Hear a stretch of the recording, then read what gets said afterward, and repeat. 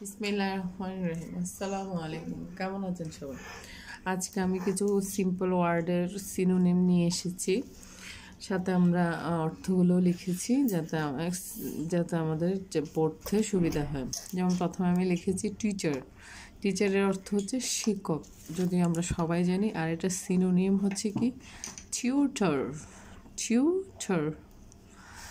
আগে আমাদেরকে সবসময় যে কোনো কিছু জটিল জানার আগে সিম্পল কিছু আগে ভালো করে বুঝতে হবে, জানতে হবে। স্টুডেন্ট, স্টুডেন্ট, হ্যাঁ। তো আমরা সবাই জানি শিক্ষার্থী। এটার সিনোনিম কি হয়? লার্নার। লার্নার। তারপর হচ্ছে এরপর হচ্ছে আইডিয়া। আইডিয়ার তো কি ধারণা। ধারণার সিনোনিম হচ্ছে কনসেপ্ট।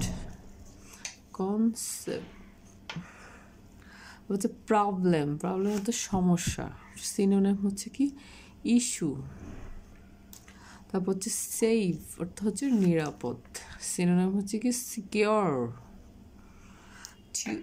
টুরিস্ট, পর্যটক। অর্থাৎ কি ভিজিটর।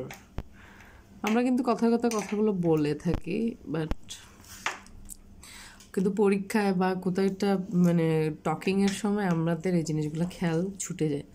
এনাফ অর্থ কি যথেষ্ট। অর্থাৎ কি সাফিসিয়েন্ট। তারপর হচ্ছে ম্যানি, অনেক, মানে কি নিউমারাস। তারপর হচ্ছে লাকি, ভাগ্যবান, কি ফরচুনেট। থ্যাংক ইউ গাইস, আসসালামু আলাইকুম।